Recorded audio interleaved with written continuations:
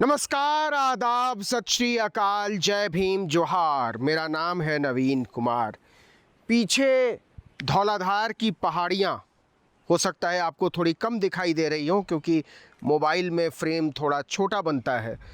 तो लेकिन ये धौलाधार की पहाड़ियाँ हिमालय है और ये हिमाचल प्रदेश की जगह है पालमपुर, जहाँ एक जर्नलिज़्म वर्कशॉप के लिए हम आए हुए हैं। Mojo workshop, mobile journalism workshop के लिए, जो हर साल आर्टिकल 19 इंडिया संभावना इंस्टीट्यूट के साथ मिलकर करता है। लेकिन जो सवाल है वो है ईरान का, वो है इज़राइल का, वो है कतर, ओमान, बहरीन, सऊदी अरब, दुबई का। क्या होगा, युद्ध का क्या होगा? क्योंकि देखिए, अमेरिका की संसद ने एक प्रस्ताव खारिज कर दिया युद्ध को रोकने का, और युद्ध को रोकने के समर्थन में जो है वो पड़े 47 और विपक्ष में पड़े 53 वोट, मतलब 6 मतों का अंतर केवल रहा।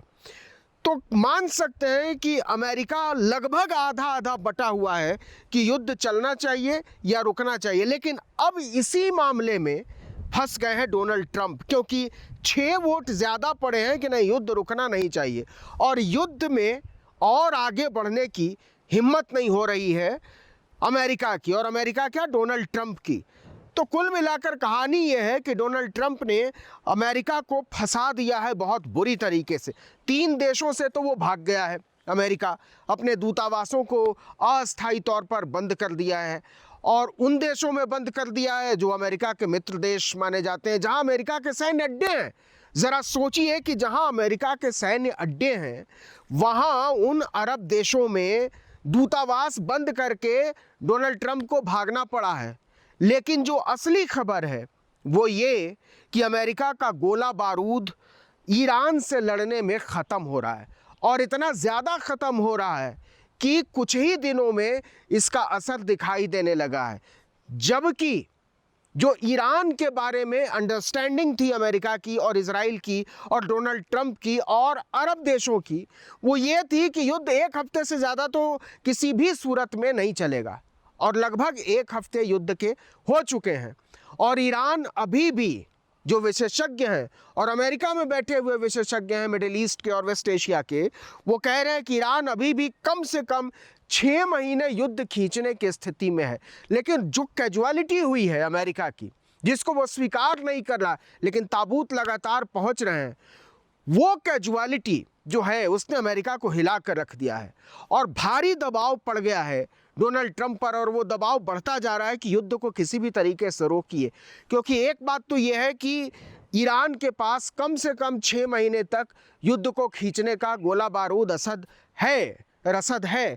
लेकिन जो खबर है वो ये है कि अभी तक ईरान जिन मारक हथियारों से लड़ रहा था, जिन मिसाइलों से लड़ रहा था, जिस ड्रोन से लड़ रहा था, वो जो है पुराने वाले थे। अभी जो नई खेप तैयार हुई है पिछले साल के जून से लेकर अभी तक, उसका इस्तेमाल तो अभी भी शुरू नहीं किया ईरान ने, और हाइपरसोनिक मिसाइलों का इस्तेमाल तो एक भी नहीं किया है।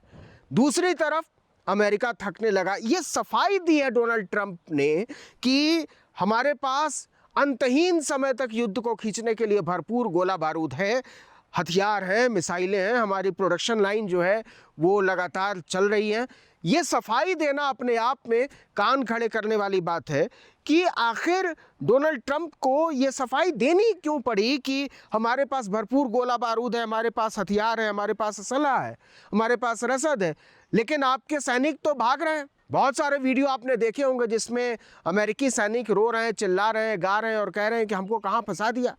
लेकिन इससे ज़्यादा जो बड़ी बात है वो ये है कि अमेरिकी जनता वो किसी भी तरीके से ये कैजुअलिटी नहीं चाहती है। अमेरिका की जनता हार को स्वीकार कर पाने वाली जनता नहीं है, और अब ईरान के समर्थन में अमेरिका के भीतर भी एक बड़ा जनमानस तैयार हो रहा है।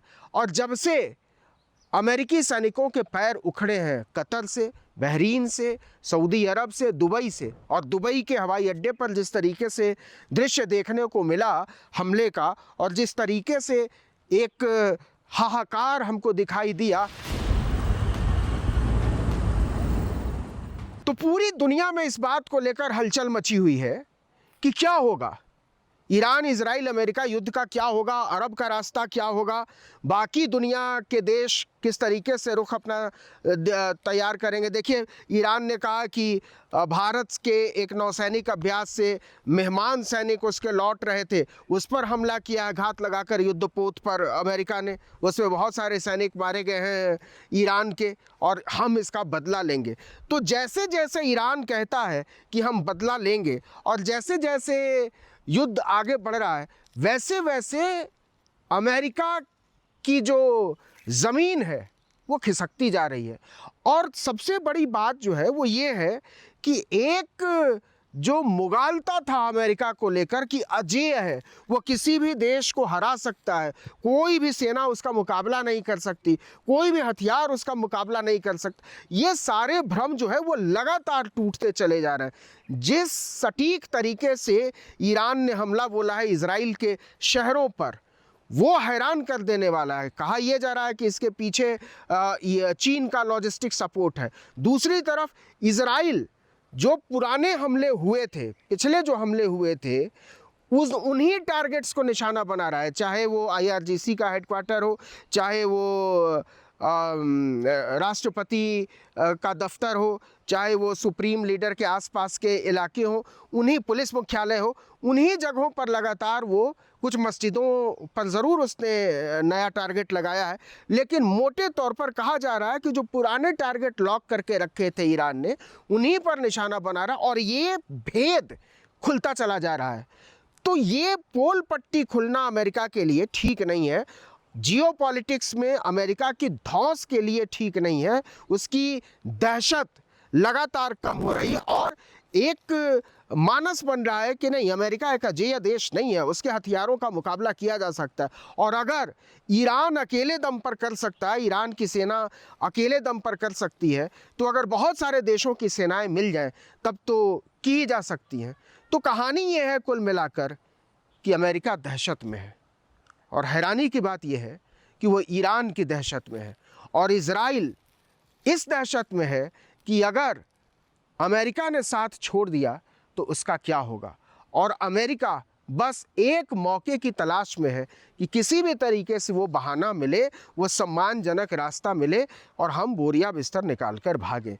लेकिन असल लड़ाई इसके बाद शुरू होगी, क्योंकि अरब देशों का जो विश्वास अमेरिका ने तोड़ा है, कतर का, बहरीन का, सऊदी अरब का, दुबई का, वो विश्वास, वो दरका हुआ विश्वास बहाल करने में बहुत लंबा समय लग जाएगा। नए तरीके से जियोपॉलिटिक्स डिफाइन होगी इस लड़ाई के थमने के बाद।